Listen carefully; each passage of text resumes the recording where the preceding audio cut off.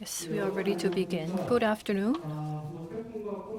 Despite the typhoon and the COVID-19, we have gathered here today to discuss a very important topic on the Korean Peninsula throughout the day. And in particular, we are ready to discuss the topic of actions of global civil society for peace on the Korean Peninsula.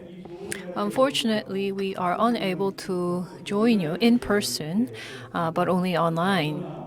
However, because this is an online platform, I'm sure that we are able to invite a wider participation. And if you can use this QR code, you will be able to upload your questions. So while you listen to the discussions and presentations, please upload any questions that come to your mind. And today, I would like to just briefly explain about how we came to prepare this session and introduce to you the speakers. The Global Civil Society for Peace on the Korean Peninsula, as you can see, uses the term the Korean Peninsula instead of Korea or Northern South Korea. And the issues on the Korean Peninsula goes beyond this region only. It is interlinked with those of the Northeast Asia and the Asia as a wide. And that's why we use the term global civil society. And secondly, peace on the Korean Peninsula cannot be achieved, and it does not only impact the high level only. We need to build trust and consensus and rely on one another. Although the impact can be smaller, the efforts of the civil society is very, very important in making steps forward. So in terms of efforts of the global civil society, we came up with the group called Council for Peace and Public Diplomacy. And today we have speakers who empathize with this effort, and that is how we came to prepare this session. And rather than at the state level, we want to focus on the civil society level, many different actors and approaches at the civil society level in terms of how we can resolve these issues. And today's presentation will also focus on showing the diversity of civil society and how these diverse approaches have been moved amid this very stringent situation, and what kind of historic meaning we can find here. And although these efforts one by one can seem small, we will also look at how these efforts put together can change the situation on the Korean Peninsula and the geopolitics surrounding the Korean Peninsula. And ultimately, I think these small efforts can help in building the global order of peace. And with that macro perspective, we have come to prepare this session. And now, I would like to briefly introduce to you the participants of this session. We have two presenters. First presentation will be by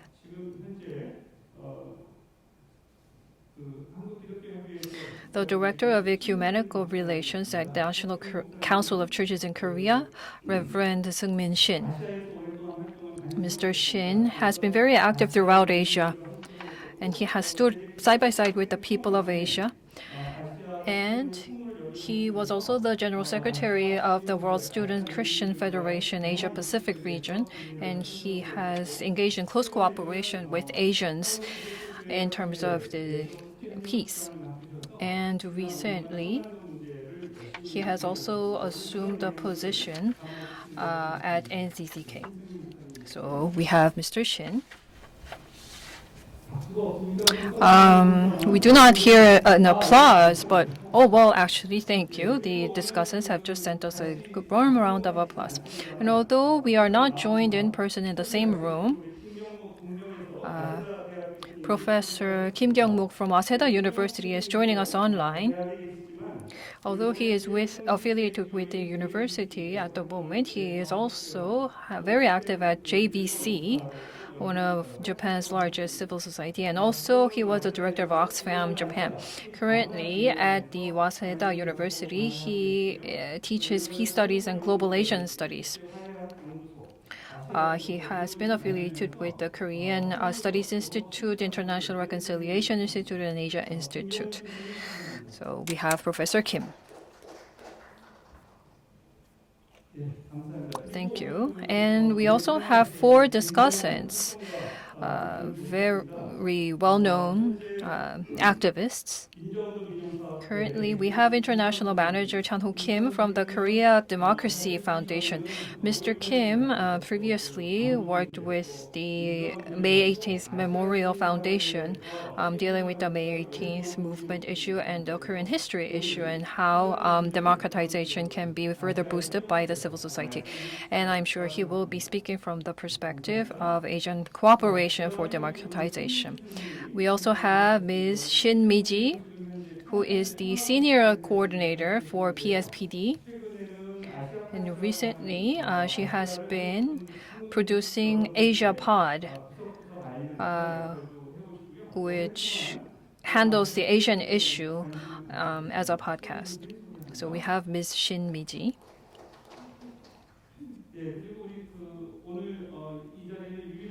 And the one and only non-Korean, but who speaks better Korean than myself, Mr. Dan Gudgeon, who is a peace education project manager at Korea Sharing Movement, and he has engaged in peace activities for a long time, and we will save more details for later.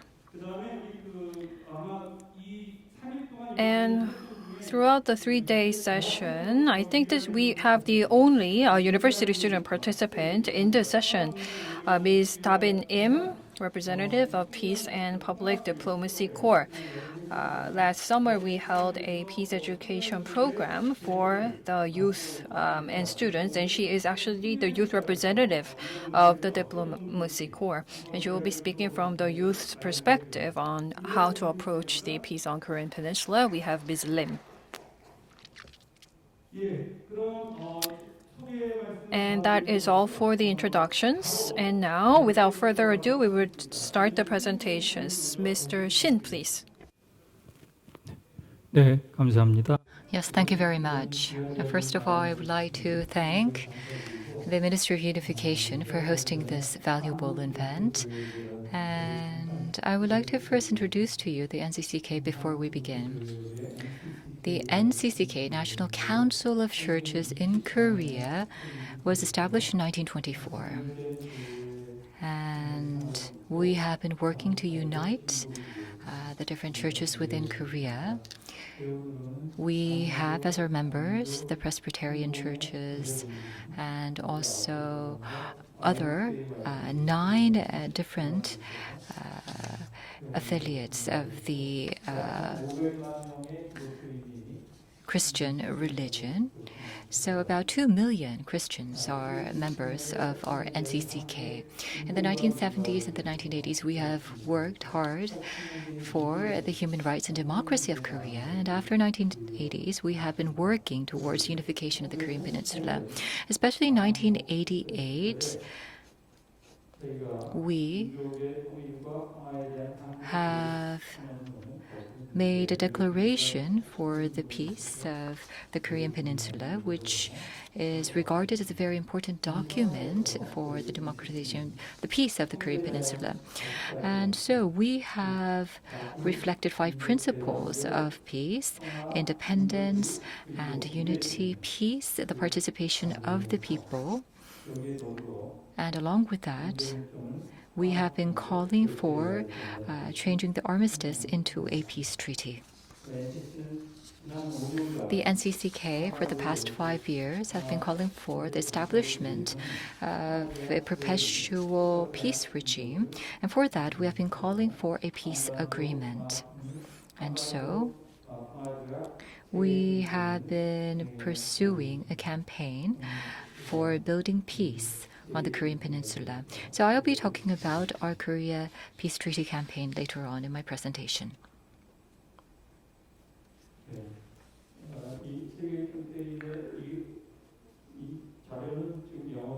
So my presentation, as you see on the screen, is written in English. And the major objective of the KPT campaign, the Korea Peace Treaty campaign, is to raise awareness for the urgent need of peace on the Korean Peninsula and also establishing a sustainable peace system in the world. So we want to promote this to the people in Korea and the international community. The second objective is to deepen solidarity with the global ecumenical partners. And also, number 3 is a very important part, to persuade the politicians of the concerned states of a Korea peace treaty.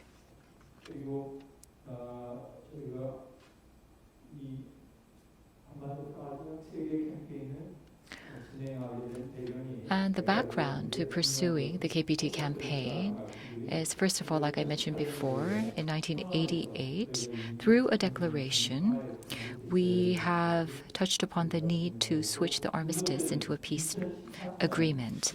And in 2013, in Busan, there was a WCC assembly that was held. This assembly is held every 8 years, and the WCC has 800 million Christians as its members. On the last day of the WCC assembly, the participants declare that we must embark upon a universal campaign for a peace treaty to replace the armistice agreement, bringing an end to the state of war. And so we have been pursuing this campaign for the past few years. So it will continue until next year, and that will mark the 8th anniversary of this campaign. And at the time of the Park Geun-hye administration in 2015, I will show you on the screen, and this is the photo when we submitted a KPT petition to President Park. We also held a press conference calling for a petition for the Korea Peace Treaty. And we also have an execution committee, enforcement committee, and we adopted a peace treaty draft which calls for the 4 countries, Korea, China, US, and North Korea, to join together to call for the complete end of the Korean War and to establish perpetual peace on the Korean Peninsula, and also to follow the UN Charter and also respect the past agreements that were reached, and also to have foreign forces leave, and also support efforts for peace and unification between the South and North Korea, and to faithfully implement the peace agreement. So this is the backdrop of the campaign. Since 2016, we have launched and engaged in this campaign. The first country that we visited was the United States. The United States plays a vital role in establishing perpetual peace on the Korean Peninsula, as you probably know. And so if you look on the left, you see a photo with a lot of people gathered together. We held a meeting with Dr. John Cobb. Dr. John Cobb is a very important figure in the Christian religion and has been a leader in terms of calling for peace through Christianity. So we were able to meet with him and talked about establishing peace. He's almost 100 years old. He's very interested in establishing peace on the Korean Peninsula. And then the photo on the right is when we gathered together in LA, and we are hosting a street campaign. So the over 20 Ncck members for about 2 weeks rented 4 vans, and from LA to Washington, from the West Coast to the East Coast, we drove and we staged this campaign. And the photos you see here, on the left, you will see us meeting with the Asia-Pacific Committee of the House of Representatives of the U.S. We talked about the overall issues related to peace on the Korean Peninsula. And we were able to see that there was not a high level of awareness about the issue of establishing peace in the Korean Peninsula among the members of the House of Representatives. And then on the right, you see a photo of Robert King, who is the North Korean human rights ambassador. We met with him, and when we met with Ambassador King, we emphasized that we should not politically or politicize the human rights issue of North Korea. And Senator Gardiner was the one who raised the sanctions bill towards North Korea. And these sanctions against North Korea has continued for decades. But the result of the sanctions is that the people are suffering, whereas the sanctions have not been that effective in denuclearization of North Korea. Rather, it accelerated the development of North Korean nuclear weapons, and we delivered our message to Senator Gardner's camp. And also, we held a peace treaty campaign in front of the White House. And there is a person named Mr. Edison Hooker, and we were able to speak with him. And also we sent a petition regarding the peace treaty on the Korean Peninsula to President Obama.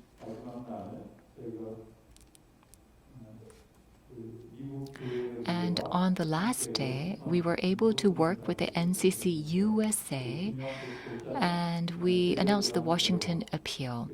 The main point of the Washington appeal is that we should have dialogue rather than sanctions. We should end the arms race and pursue denuclearization, promote civil exchanges, and instead of an armistice, we should sign a peace treaty.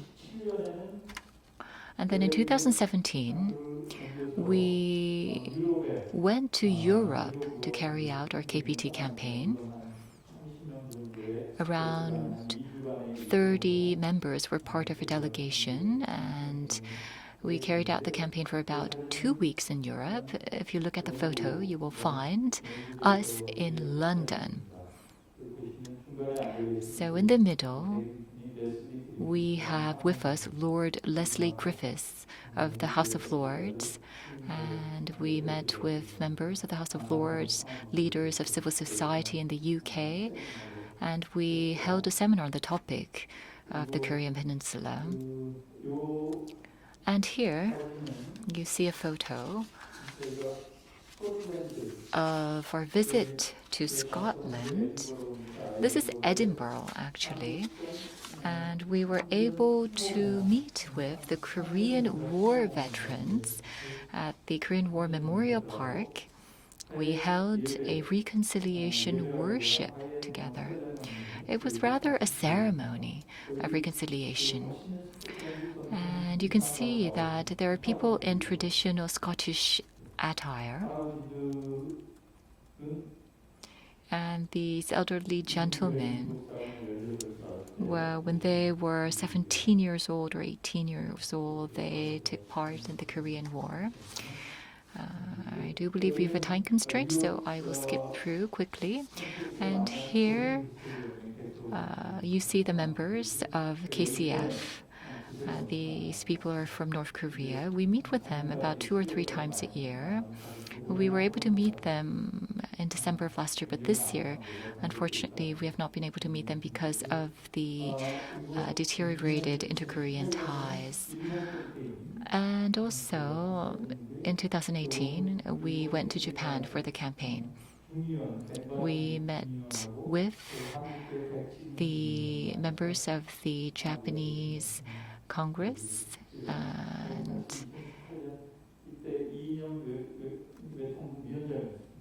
also we were able to meet with now the minister, Lee In-young. At the time, he was part of the Unification Committee of the National Assembly. And And last year we went to Russia, Greece, and Turkey. And so we met with the members of the Greek Orthodox Church. And there are around 300 million worshippers that follow this Greek Orthodox Church. And so we were able to meet with Metropolitan Gennadius of Satsima, who is also the WCC vice moderator, and we were also able to meet with the ecumenical patriarch Bartholomew. And we were able to announce our petition or our appeal. And Greece, the majority of the people who have a religion in Greece are part of the Greek Orthodox Church. So we, on July 23rd, declared a guideline for a People's Korea Peace Agreement. And the main points of this declaration actually are, as you can see on the screen, the following three. So first of all, the DPRK, ROK, PRC, and USA, as a signatory party, shall achieve a complete end of the Korean War. The signatory party shall abide the Charter of the UN and respect existing inter-Korean agreements. And also, the signatories shall implement a step-by-step approach for establishing a peace regime and complete denuclearization of the Korean Peninsula, withdrawal of foreign troops, normalization of diplomatic relations between North Korea and the U.S., and arms reduction was also part of this guideline. So there are some thorny issues regarding the peace treaty. For example, the denuclearization and also disarmament or reduction of foreign troops, which calls for further talk or dialogue on this issue. So I do believe that the civil society have to get together and show our will and determination towards establishing a peace treaty for the Korean Peninsula. I think we are doing very well. And I do believe that it is important for us to join together for the People's Peace Treaty. And also, we have to focus our attention on peace education for the next generation, which will be a big challenge for us in the future. Thank you very much. Yes, thank you very much, Mr. Shin. So the 1988 declaration, I believe, laid a very important basis for inter-Korean relations. So he touched upon that. And also he talked about the campaign that he staged for the couple of years. We were not able to give him ample time to fully explain about the past efforts. But if time allows, please introduce to us some of the endeavors that you experienced. And also based on the past 4 years' efforts, and also based on the 1988 declaration, he talked about the KPT campaign that was launched. So I think that perhaps later on, if possible, we can engage in a discussion and learn more about the KPT and ask questions about the KPT campaign. Let us now go on to our second speaker. Joining us online from Japan, we have Professor Kim Kyung-mook of Waseda University. Good afternoon. I am Kim Kyung-mook. I am with the Waseda University Asian Studies. I have prepared a few slides, and while I get set, I'd like to just start with the introductions. So I am getting the deck ready. So I'm going to start with the slideshow. So the topic of my speech will be the Korean Peninsula, overseas Koreans, and social movements. Well, for discussions, to present the topic of discussions and some issues, I think there are two issues that can be raised. So we don't have to limit the discussion to the Korean diaspora in Japan, but Korean diaspora in general. So issue raised number one is Korean society in Japan can no longer be in confrontation with or be subject to the Korean society. So in this sense, what do we need to do? So the Korean diaspora in Japan, as you know, started with the Cold War structure of Mindan versus Chongnyeon, and that dichotomy remains. But this dichotomy is no longer viable for us to pursue peace strategies on the Korean Peninsula. And the second issue I'd like to raise is that when it comes to civil society movement by Koreans in Japan and the role of civil society, how do we overcome the lack of awareness in the Korean government and society in general? How do we complement the lack of information? And in other words, in order for improvements of the inter-Korean relations, what kind of new approaches do we need to take in particular? What can the Korean diaspora in Japan do? Because within the Korean diaspora in Japan, there is that conflict between the two different origins. And as a border zone, I think we can attempt various experiments and other trials. Although we do not have enough time to go into the details of history, if we look back to the 1940s and 50s when Korea was liberated from the colonial rule, Chongnyeon and Mindan, the two ethnic associations sprung up in Japan within the Korean diaspora. Before and after the Korean War, Korea was divided, and that is this Mindan versus Chongnyeon structure is a microcosm of the division on the Korean Peninsula. And up until the 60s, there was the repatriation program done by Japan, where South Koreans in Japan, 93,000 of them actually moved to North Korea. This was under the Lee Seung-man government. The Lee Seung-man government in South Korea was fiercely against this project, and so the repatriation program was called a battle without the guns. After the 1970s, the Ncck Koreans and their civil movement started to struggle against discrimination in terms of employment or housing occupation and started to assert rights. Since the 1970s, the economic situation and the international status-wise, South Korea started to gain greater standing than North Korea. And with that reversal, the international order and the international perception of the two countries also changed. And in the 1980s, the movements moved on to the fingerprinting refusal or perception of the history and the legal status of Koreans in Japan. So the diplomatic conflicts between Korea and Japan started to arise. And since the 1990s, with the democratization in Korea and after the 88 Olympics, the economic growth in Korea also pushed towards, as you know, the former sex slaves movement and humanitarian support, providing food supply, for example, to North Korea. So there was a humanitarian support provided to North Korea in alliance with the international community. Before this time, Japan helped the Korean civil society movement, but now, from this asymmetry, the relations turned more symmetrical and horizontal. And political relations between Korea and Japan also changed as well, along with the Sunshine Policy towards North Korea. So the two bilateral relations had some ups and downs. And likewise for the humanitarian support to the North Korea by civil society. And since 2010s, Korea-Japan relations are at their worst. The examples of how civil society and grassroots impact Korea-Japan relations can be easily found. Korean civil society pursues justice, and that movement was not fully supported by Japan and sometimes led to diplomatic conflicts.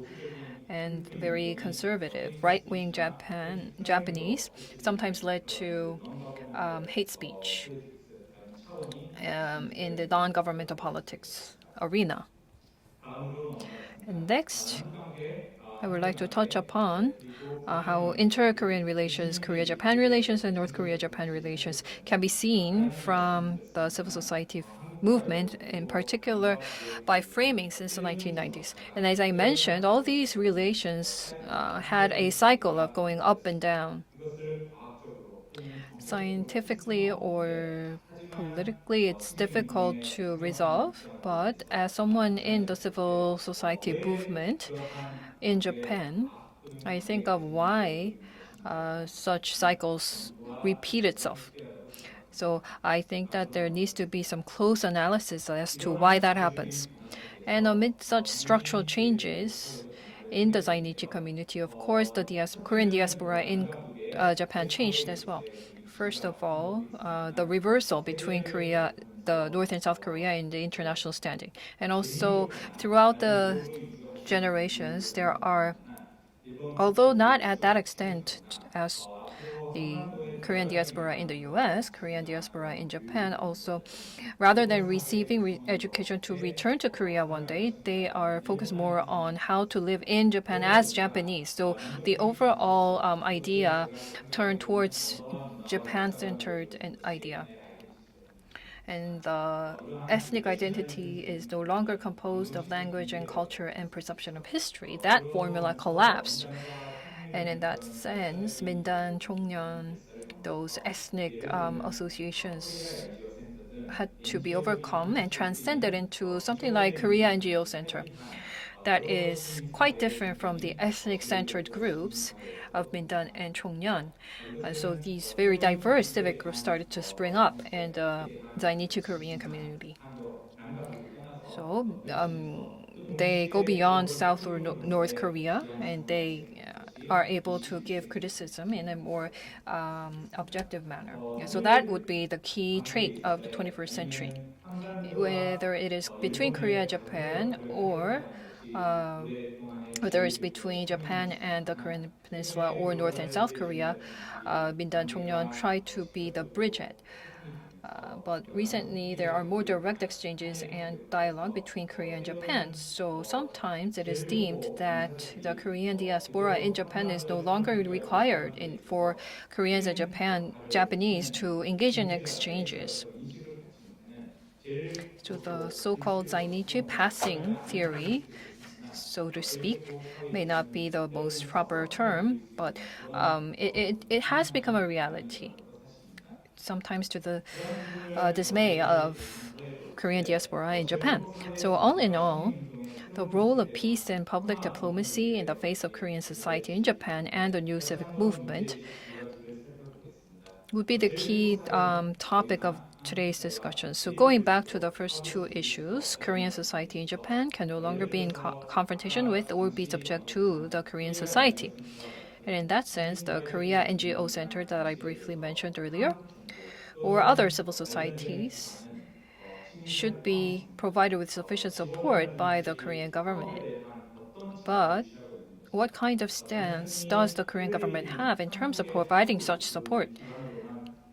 Does Korea only consider such civil society in the Korean diaspora in Japan simply as a Korean group overseas? In that case, these civil societies can be somewhat confused in terms of their identity. Support for Mindan was heavily influenced and probably more sustainably influenced by the Korean government. But as the conservatives and Democrats take power in Korea subsequently, they need to think about what kind of influence they have on Mindan. And Mindan themselves deeply ponder on which power to follow. So between the Korean government and these overseas Korean communities and groups, there are some gaps that have been widening. And the second issue is when it comes to civil society movement by Korean diaspora in Japan and the role of civil society, I think that there's lack of awareness in the Korean government and society. To improve inter-Korean relations, a new contact zone experiment will be needed. In another session earlier, there was mention of the flags of DPRK of South Korea and the need for a new symbol. as division continues on the Korean Peninsula. And the peace process does not only look at unification as a short-term achievement and goal, but also looks at the new way to coexist and to find new cultural symbols. What kind of new cultural symbol do we need on the Korean Peninsula and for the Korean diaspora as a whole globally? That is another question that we must think about.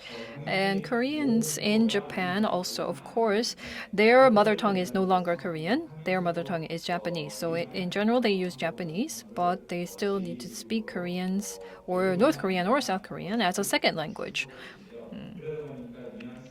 So they are not fully, completely, perfectly aware of the nuances or the use of these languages. But so far, a very centralized cultural approach was taken, whether it's South Korean or North Korean. But the North Korean standard language should not be used too officially. There are many more people who now think that using North Korean standard language should not be done out in the open. But in the 21st century, I think that we need to overcome such country of origin centered approach.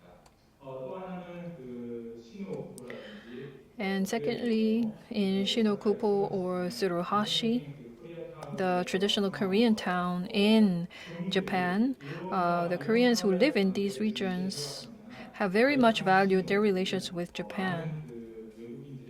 But since there are so many non-Japanese in spring living in different towns, there are not only Korean but people from Vietnam, China, Mongolia. So the Korean diaspora has been building links with them. So the Korean town is turning into a new Asia town. So in that sense, in terms of relations with communities of other zainichis in Korea, what kind of role can the Korean diaspora play? And another point to ponder is that, of course, cultural education and advocacy is very, very important. In terms of research and schools, we need to work on developing contents and materials. Relevant Korean ministries have developed their materials and provided support, and that should go beyond just short-term benefits, but in the long term, really be used well to educate the future generation. For example, Korean studies, Japanese studies, Chinese studies are really competing against one another, but these area studies need to move on to regional studies, going beyond just state interests, but look at the peace and coexistence. And on the international humanitarian aid front, we should work with one another rather than compete with one another. Nationalism or national interest is sometimes too focused. And just on a closing note, last year I went on a peace tour to the DMZ, and there was a tour guide who said that the current Korean government policies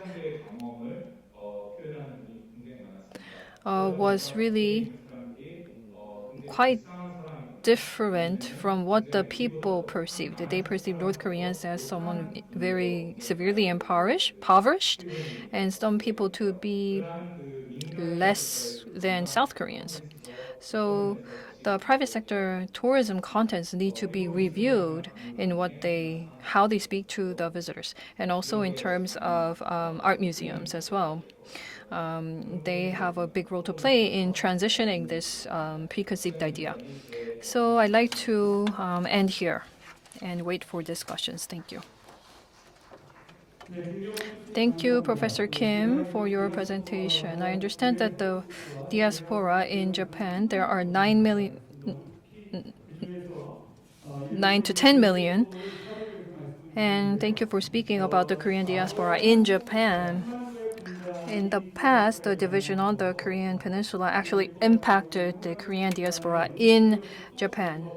So the small community of Koreans in Japan were divided. And amidst this dual paradox, the Koreans in Japan had to lead very harsh lives.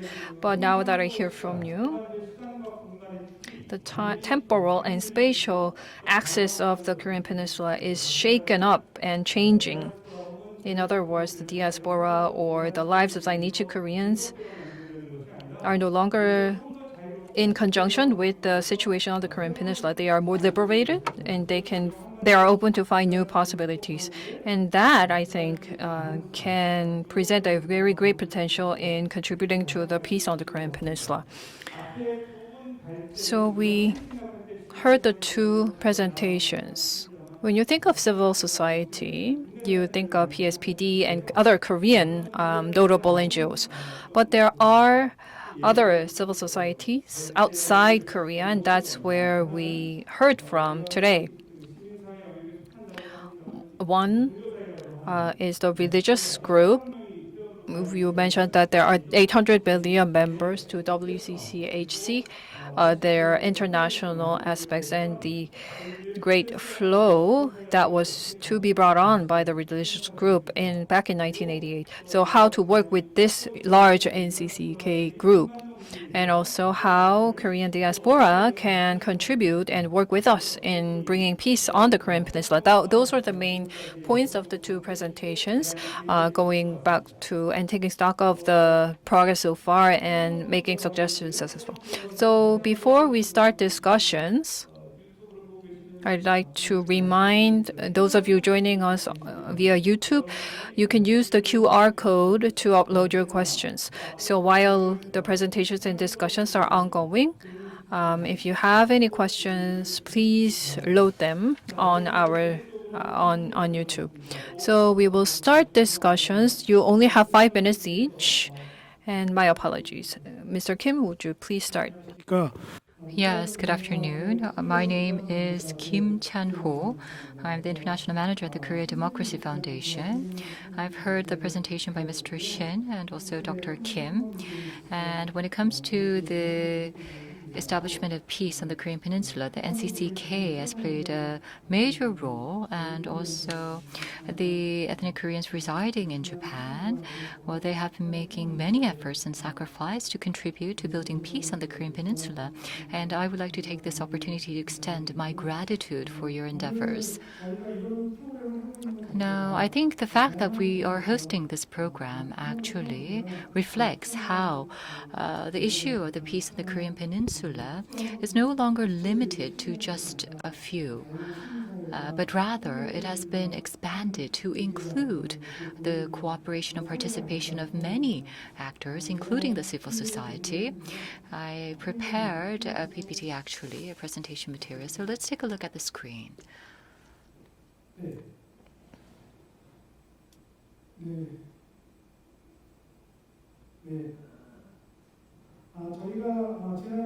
Last year, in 2018, there was a summit talk, and then 2 years later, unfortunately, you can see that there was the unfortunate explosion in the Kaesong complex. So this was indeed a great shock for us, because within a short period of time, there was a rapid shift of events. So then we have to think about, why is it that the Korean peace establishment is being led by just a few minority groups or just a few actors? And also, when it comes to the peace on the Korean Peninsula, why is it that only North Korea, South Korea, the US, China, Russia, and Japan is participating? And why is it that the civil society has not been able to take part in the discourse about establishing peace in the Korean Peninsula in a sustainable manner? I do believe that in relation to the democratization of Korea, well, I have been involved in the May 18th Democracy Movement Foundation, and I have introduced the democratization movement of Korea to many people. But I think that we had some challenges towards democratization because of this issue of division on the Korean Peninsula. I do believe that when introducing democratization of the Korean society to the international community, I do believe that we have to also think about the current situation, that the Korean Peninsula is divided. And I do believe that with the traditional methods, it will be difficult to obtain sustainable peace. And also for peace on the Korean Peninsula, we have to open up ways for the participation of the civil society. For example, there are a number of countries participating in the negotiations for peace on the Korean Peninsula, but not only such countries and parties and actors, but also various entities, including various actors, including the civil society, should be invited to take part in the discourse towards establishing peace on the Korean Peninsula. So that should be part of the endeavors for obtaining perpetual peace on the Korean Peninsula.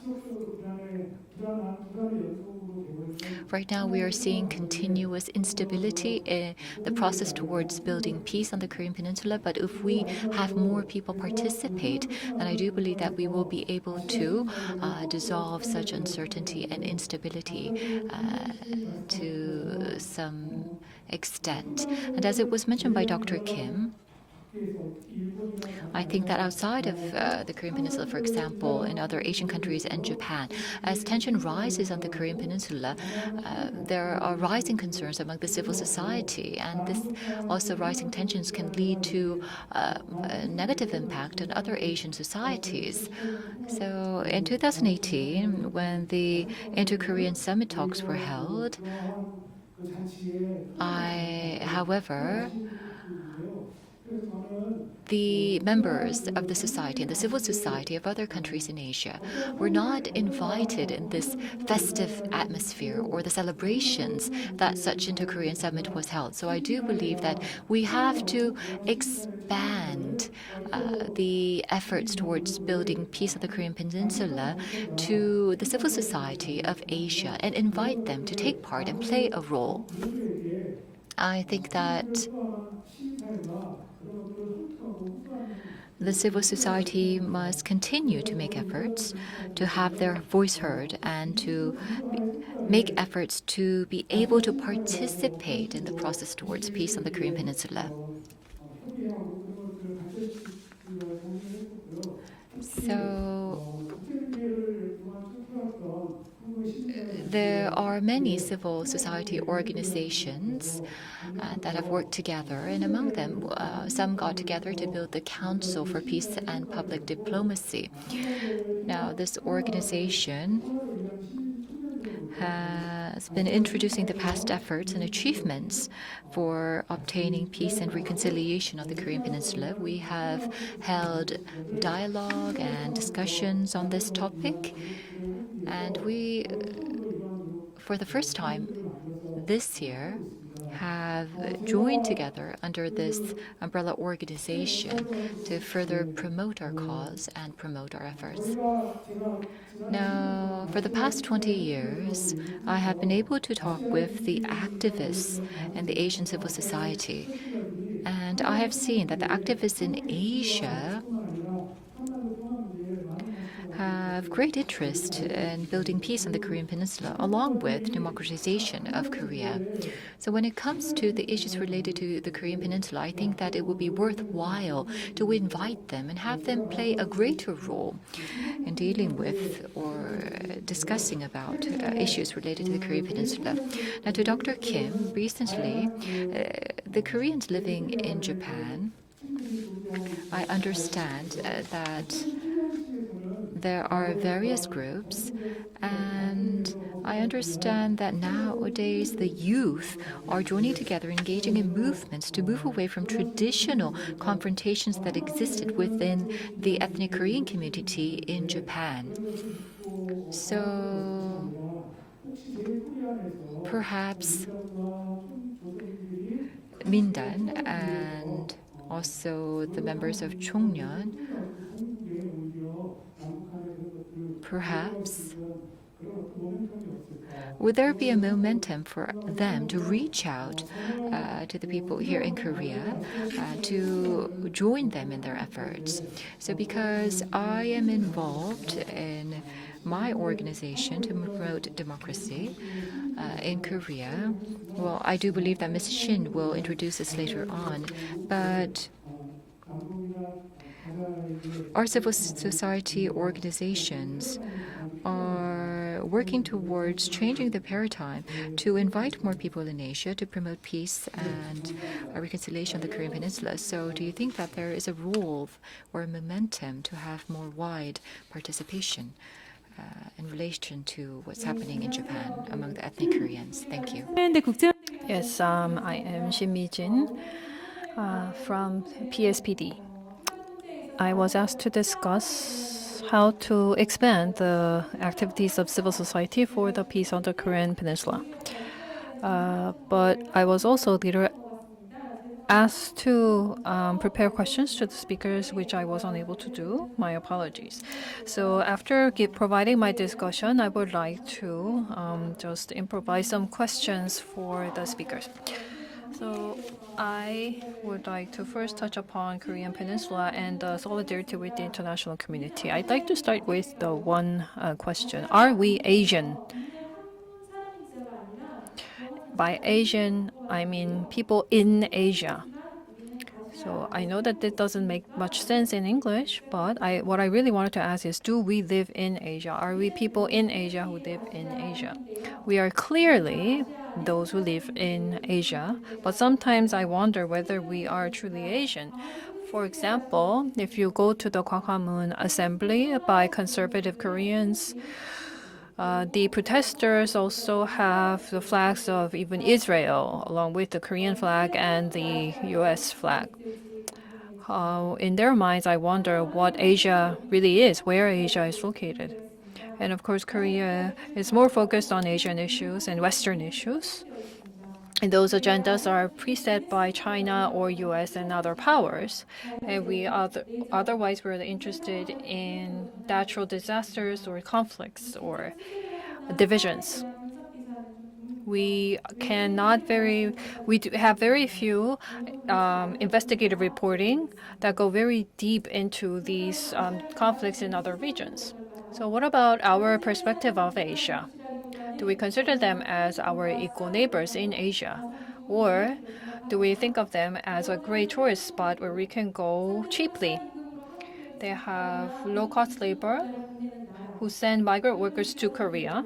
They are the home nations of marriage migrants and countries home to a large group of criminals. People from Middle East or Muslims or ethnic Korean from China are subject to prejudices as well. For example, as the controversy arose over the film Criminal City, and ethnic Koreans won the lawsuit, and the court ordered that Korean movie makers should apologize to them. And we may be living in the same country, but our souls seem to be in different places. Against this backdrop, PSPD has been engaging in solidarity efforts with other Asians, monitoring the Korean policies and international supervision as well. Along with Pression, we have been issuing the non-regular column to look at Asians' lives. And starting in June 2017, we have been running the only Asian issue podcast called Asia Pod in Korea. This looks into history, politics, and culture of Asian countries that live alongside Korea. And as a member of this region, we remind ourselves of our roles and responsibilities, and we wanted to engage more Koreans into this discussion. We have had 55 episodes so far, covering Indonesia, Myanmar, Thailand, Turkey, India, East Timor, Philippines, Vietnam, China, and Kashmir, looking into their history and politics a little deeper. And we also looked at the refugee issues and Rohingya refugee issues, the responsibility of Korean enterprises overseas in Asia, the killing of Vietnamese civilians during Korean War, the Middle Eastern dispute, Northeast Asian fair travel, the Laos Dam accident, the free press in Southeast Asia, international disputes and Asia, the palm oil industry issue, sex slave issues, Korea ASEAN summit, COVID-19, and the explosion of the LG chemical plant in India. But we still need to work harder. We need to widen our audience. We need experts who can explain very much in detail about these regions. This is a map of Asia. Korea is stuck to the largest continent in the world. Korea seems large if you live in Korea, but if you look at the map, Korea is only a small part of this region. Improvements in inter-Korean relations will not bring peace. Japan, China, and other Asian nations need to give their full support for peaceful Korean Peninsula. Otherwise, we will not have true peace. There are many migrants from different nations around the world, migrant workers and immigrants. And living in peace with them is as important as living in peace with North Korea. But this peaceful community or support from Asian neighbors will not be gained with no pain. We need to first build trust. So far, we have considered Asia somewhat as a means for us to gain money overseas, but that should no longer be. We need to deeply understand them. While we aspire for peace on the Korean Peninsula, we cannot ignore their sufferings. And we cannot export weapons that would lead to mass killings. And in this process, the civil society must play an important role, holding the Korean government accountable. And we need to fight this lonely fight with the Asians.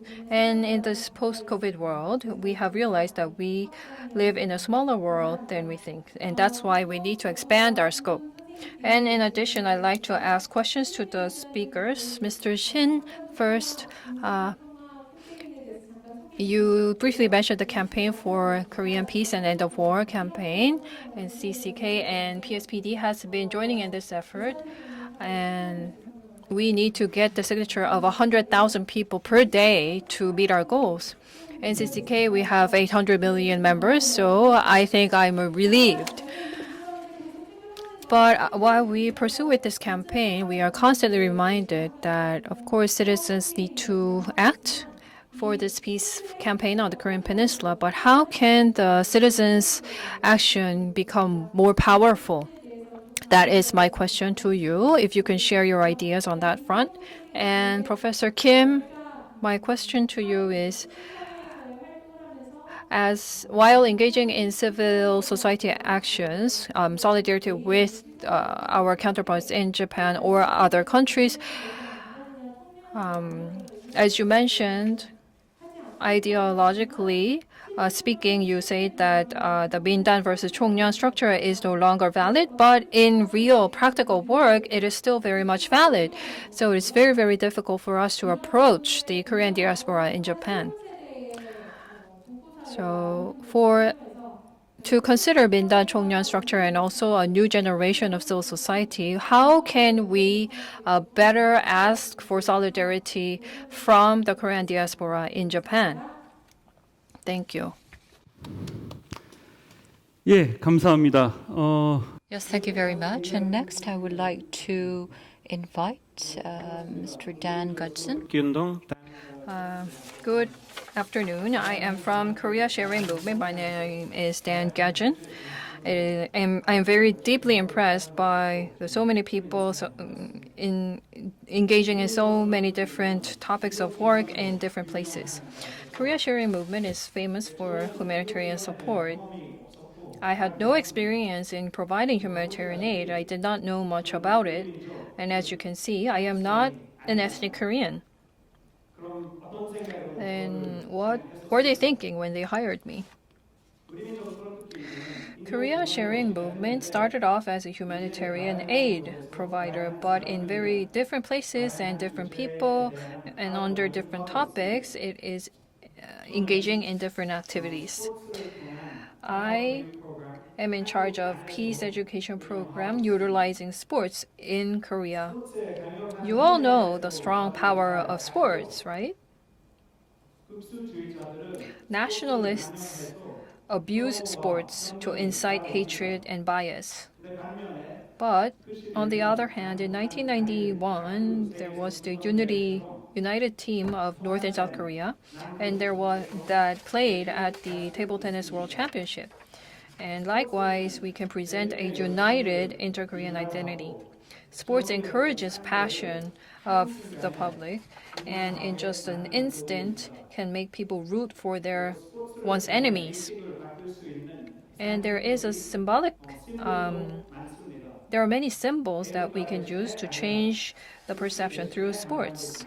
Instead of our national anthem, we can use arirang, Korean Peninsula flag instead of ROK or DPRK flags, and the term Korea instead of ROK or DPRK. But here there is still challenge. Who participates? Only a few athletes representing the national team. And how often does this happen? Almost never. And it is just a one-off event. When people watch these inter-Korean events, they sometimes imagine a peaceful future, but after such large events, what is left to the people? What change is brought on to their daily lives? Hope is given and disappointment as well. So in the process of peace, civil society and the general public must take part for that peace process to be sustainable.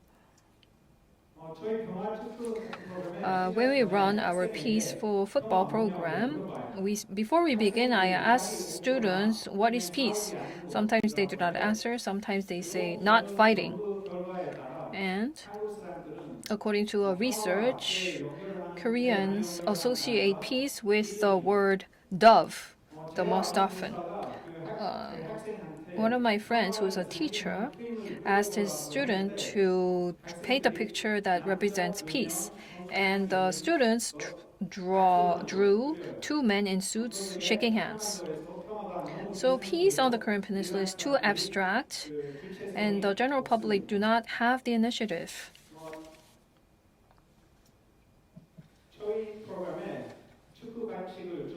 So we coordinate our football program to intentionally create conflicts and cooperations.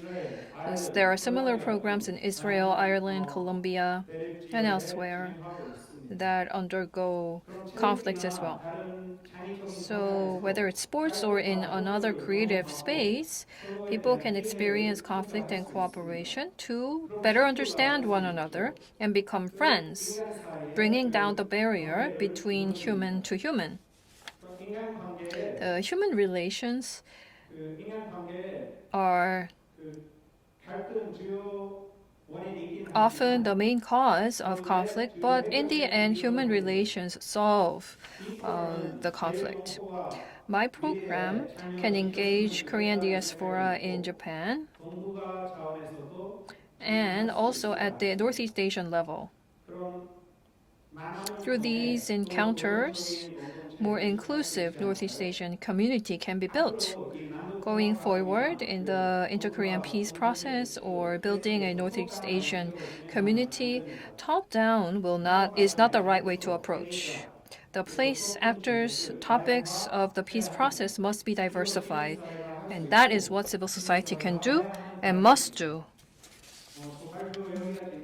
Thank you very much. And as for the question to Mr. Shin, you visited many different nations. And I'm sure you have experienced different wars or conflicts in many other regions in the world. What can be the most persuasive point when you meet with non-Koreans in persuading them that peace on the Korean Peninsula is important, and including Professor Kim and everyone. I think that stage by stage, starting with the diaspora to Northeast Asia and Asia as a whole, I think that peace building should take the step-by-step approach. But since all of you are already active in building peace on the Korean Peninsula, what do you think should be first? Do we start with the diaspora first? Or what would be the best way to build peace more efficiently? Thank you very much. 분들께 질문들을 Yes, so our panelists are raising questions to our speakers. And so please think about your reply as you listen to them speak. Last but not least, I would like to invite a very young member of our panelist group, Ms. Im Da-bin. Yes. We have heard from two speakers, and they talked about the Christian community and also the ethnic Korean community in Japan. And they both touched upon the issue of youth. How can the youth tackle the issue of peace on the Korean Peninsula? Now, what is peace? According to my education and what I've learned, actually, the definition of peace or the concept has not been widely dealt with in the regular curriculum of the public education system. For the 12 years of public education, you don't really learn about peace unless you're particularly interested in this topic. In my case, my grandfather participated in the Korean War. So I was in a unique situation. And also, I think that now, however, with less and less people directly affiliated with the separated family members, some living in South and the North, I think that it would be increasingly difficult to obtain the understanding of the young generation when it comes to reaching reconciliation of the Korean Peninsula. So I do believe that we should no longer view the Korean Peninsula issue as an issue related only to the two Koreas, but rather see it in a larger peace perspective. So I was able to meet with a number of foreign friends, and through my exchanges with them was that us living in Korea, the Republic of Korea, believe that we are no longer exposed to direct violence, but actually, in fact, we are indeed exposed to conflicts and also violence. As I was engaging in my activist endeavors, I was able to meet with a Nepal friend, and he was part of a minority group, but his group and his family were oppressed by the majority group or the mainstream group. So we decided to work with him to raise the issue of prejudice against different ethnic groups. So I think that not only here in Korea, but around the world and in various regions, we can see that there is discrimination still existing, discrimination against different ethnicities. And you probably heard about this. And in many films and in the media, we can see discrimination against different ethnic groups or different nationalities. For example, in the case of the ethnic Koreans who have come from China, although the figures or the statistics tells otherwise, we believe, we have this prejudice in our head that the crime rate of ethnic Koreans from China is higher than the crime rate of the Korean citizens. However, in Korea, we still have this prejudice against the ethnic Koreans from China, and we discriminate them. And perhaps I might still have been caught in such prejudice if I was not able to have the chance to listen to their voices. Because if I were not able to listen to what they had to say, I would have only listened to how they are represented in the media. And I would have actually disregarded their views. In our daily lives, I can meet these ethnic Koreans from China. I can see that actually they're the same as us. They have loving families and friends. And so I think that when the youth tries to approach the issue or deal with the issue of peace, I think that we should exchange our experience, our everyday experience. A lot of young friends actually go abroad. They travel or they have chances to receive education abroad. But When it comes to direct human exchanges and learning about the different cultures, I think that their experience is still limited. So I do believe that we need to promote cultural exchanges among the young people, and this might be a good approach to promote the young generation's interest and participation in pursuing peace on the Korean Peninsula. I have a question for Dr. Kim. I was able to engage in a discussion about Japan and Korean relations with students from a particular region in Japan. And so within the ethnic Korean groups in Japan,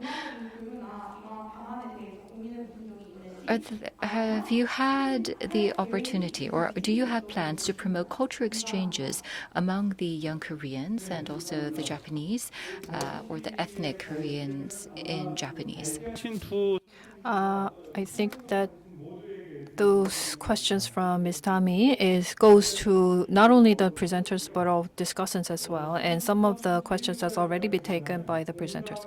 So from now, we will have a time of sharing wisdom and empathizing with one another, so that the civil society can continue on building its influence and to share our efforts. This will be for the next 20 minutes. So we have a question uploaded online to Professor Kim. So there are many discussions taking place today.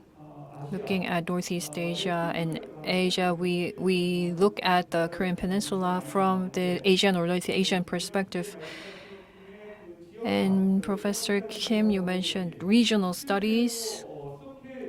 So by regional studies, how can that be possible? So I think that this question really means whether it is possible for scholars to actually engage in regional studies going beyond national borders in certain regions. So, Professor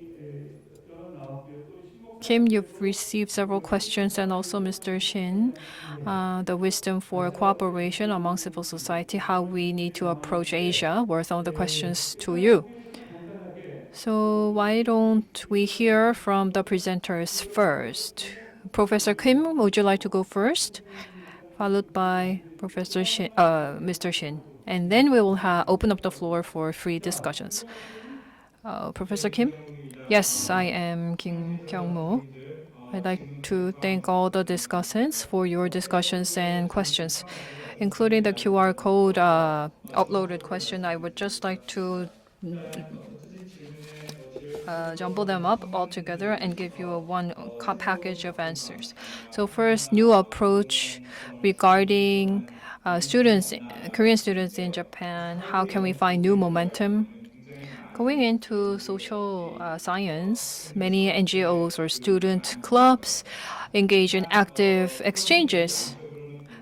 So quantity-wise, there is a huge amount of action taking place. And as for the tasks, to be more realistic, in terms of contents, there is huge amount of interest to Korea and Korean Peninsula, motivated by the K-wave or Korean cultural wave. And on the back of the power of Korean pop culture, and making our approach to the Korean Peninsula, peace on the Korean Peninsula, the discrimination, the images towards other non-Koreans are sometimes presented in major mass media to be in a very negative way. And in Japan, there are many similar cases that we see in films. And I, I think that people who do not understand the Korean language, they may not feel it very keenly, but NGOs in Japan also handle similar contents or broadcasts that feature similar discriminations. When two different films or contents can transcend borders and link to one another, it calls for a comparative study by scholars who know both sides well. And that, I think, can be an important approach to take culturally. And as for the perception as Asian, how to form a worldview is very important, as I have argued for in other areas of research. If you look at the Asian map, well, I think that you need to take a different approach to the map itself, looking at it from different angles, and to have a more comprehensive understanding of the world. And in places where education happens and also at home, we need to give children an opportunity to develop this diverse perspective. So as Ms. Im has mentioned, and also from a geopolitical perspective, and in terms of exchanges, well, minorities in Korea and minorities in Japan, without representing the nation, I think that we can have minority exchanges or conferences, but there are very, very few such opportunities, whether it's ethnic Korean in China or North Korean defectors. Apart from ethnic association, for them to have a representation as a member of the Korean society and to gather people, the Korean diaspora overseas, is very important to gather these people in one place. And if we look at the world map with a compass, Seoul or Daejeon could be closer to where I live, and how close is Shanghai? So you can look at the world map and actually show the students in classes and where education happens that there are different ways to look at the map. So if I have time, I would like to give further comments later. 네, 고맙습니다. Yes, thank you very much. And now, Mr. Shen, I think that you received some difficult questions to answer, but please go ahead. Yes, first of all, let me answer the simple question that was raised by Ms. Shin Miji. She asked about how we can establish a coalition with the international civil society. Now, when we celebrate the 70th anniversary of the Armistice Agreement, we want to, by that time, receive a signature of 100 million. And you said that that means you have to receive 100,000 signatures per day. Is this a challenge? Well, actually, we do have a large membership, like she said. But I think that 100,000 would be sufficient, but perhaps maybe we might want to go for 10 million, actually. But aside from the figures, well, in Asia, if you look at India, of course, it's a Hindu country, but there are 20 million Christians living in India. And so, if you just select a number of Asian countries, we can soon reach our target of 100 million. Now, there are 800 million who are members of WCC, and even if we receive signatures from about 1/8 of them, I think that we will be able to meet our target. So, we have our headquarters, and we actually have to establish a team of campaigners. This year, because of COVID-19, it's difficult. But starting from next year, I do believe that we can actually be able to work harder, because there is the 11th Assembly in Germany, and there are 50 million members in Germany alone. So we can go there, we can receive signatures there. And then there is another assembly for Asian members in India. And then we can visit the U.S. U.S. alone has about 100 million from which we can receive signatures. So this year we are planning to visit the U.S. to receive signatures, and next year we are planning to go to Asia. Now, what was most heartbreaking when I was dealing with Asia is that there are many Korean NGOs visiting Hong Kong, and we talk very actively, enthusiastically about the Korean Peninsula issue. But when it comes to the issues regarding other countries, such as India, for example, the Korean delegates, they leave the discussion venue, and they don't listen to the issue of other countries. But I think that we have to listen to others' grievances for the others to listen to our story. So we have to keenly listen to the story of others. If we want to resolve our issues, we also have to be very active in listening to the issues and challenges of others as well. And so we have to try to persuade them, to have them on board in dealing with our issues, but also we have to be also engaging in their issues as well. So not only the US, but also in Asia, I've seen that there are not young people who are participating in the peace movement. When I went to Hong Kong, I could see that the PCPD was participating, PSPD, but actually there are not that many young people. For example, in the US, we were not able to see that many youth participating. So it's the same for the ethnic Koreans or the diaspora group as well. So now I do hope that the Council for Peace and Public Diplomacy can invest so that you can foster the young people who can work as peace lobbyists so that we can continue to pursue this issue of establishing peace in the Korean Peninsula in a sustainable manner. We have to foster the young generation to work in this field, to deal with this topic. That is what I would like to emphasize. And also, Mr. Dan, you raised a question, and if I may answer. Now, I meet foreigners asking me, is Korea still in war? Is it still an armistice? You have not reached an end of war declaration or agreement? So whenever I receive such questions, I feel that we really have to work harder in terms of what we're doing. And also, I think that the US propaganda is widespread in the civil society. So this is something that we have to explain well so that there is no misunderstandings.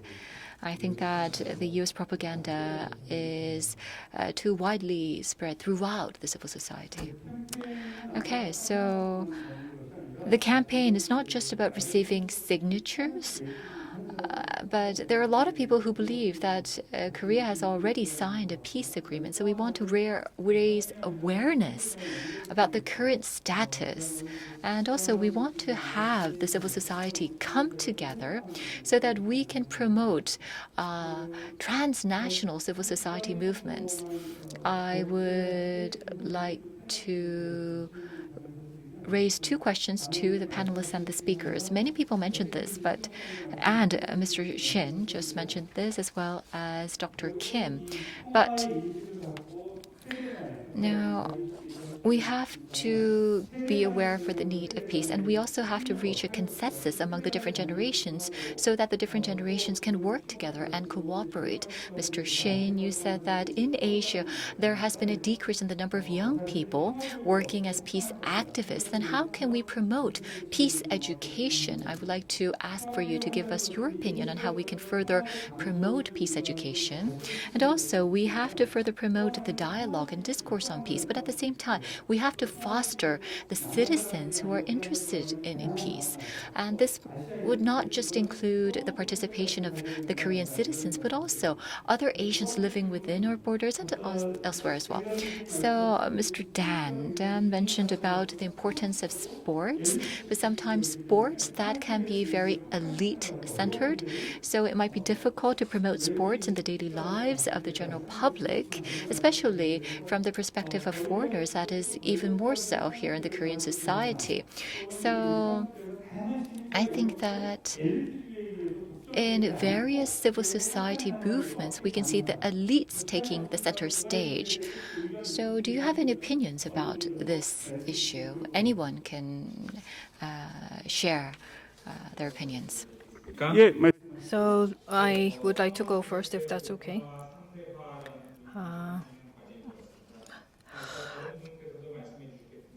Reciprocity in approaching peace would be very important. That has been mentioned. There is the peace month. August is the month of peace in Japan and considered to be very important. But I see this quite critically because the peace month is only concentrated in 1 month.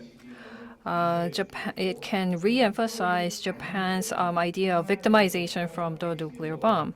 And also, all the other 11 other months, during 11 other months, people can be indifferent to peace.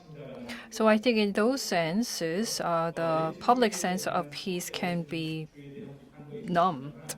And also the sports elitism, exchanges among students and youths is hindered by language barriers. Those who speak English can engage in exchanges at low cost and with little conflicts.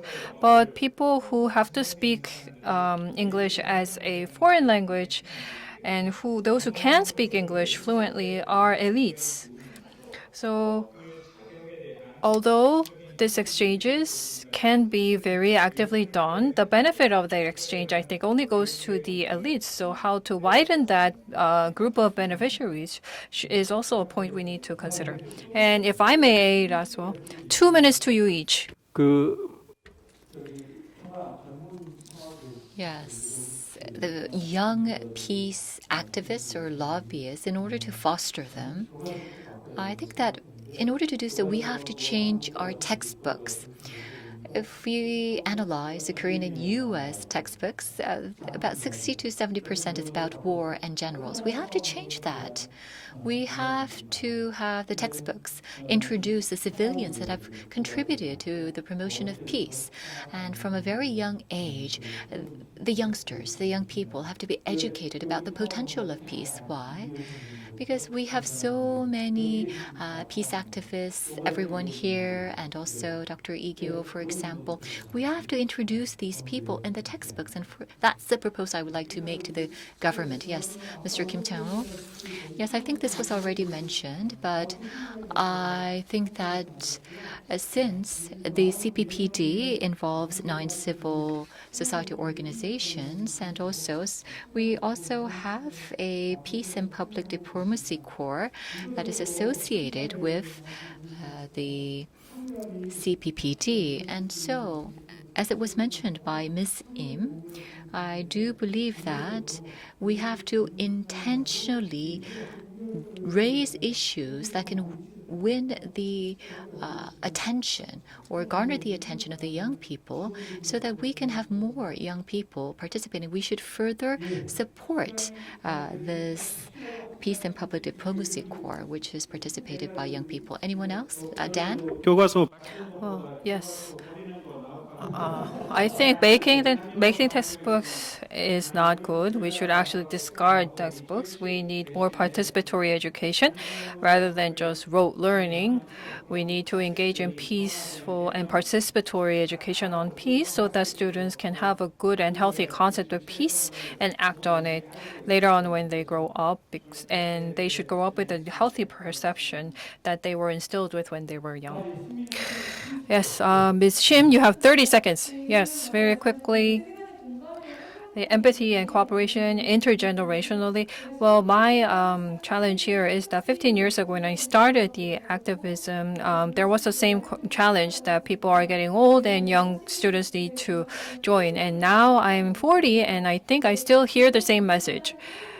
And I feel that we are telling the youths to make their voices, but we're making them we are objectifying them, and we just invite them to share their views, and then they are just left out of the overall activism. So we need to remove that kind of idea. We should stop using the youth.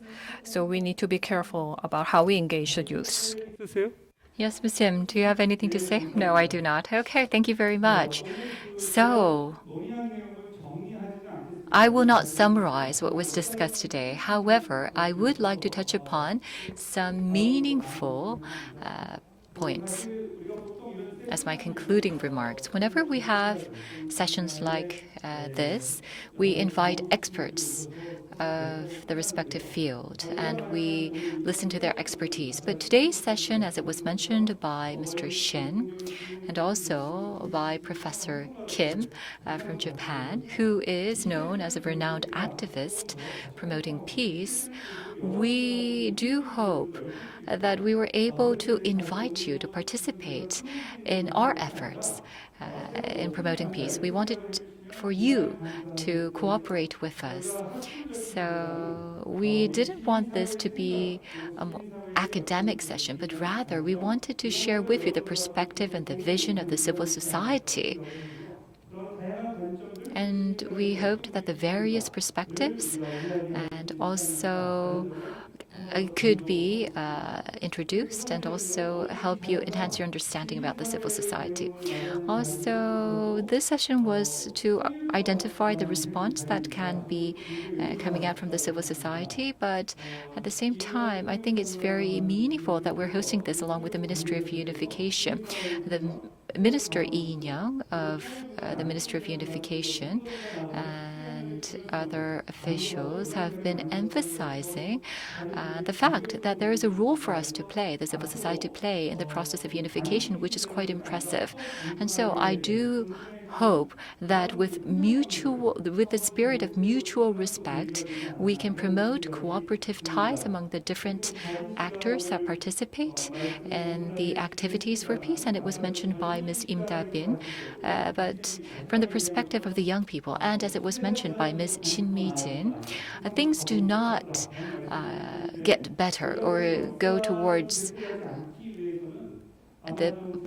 go in the positive direction just because time has passed. So I think that over the course of 70 to 80 years, or for about even for a longer period of time, about 150 years, we have suffered greatly because of our painful history. We have experienced a state order that has been dominated by a few in the top.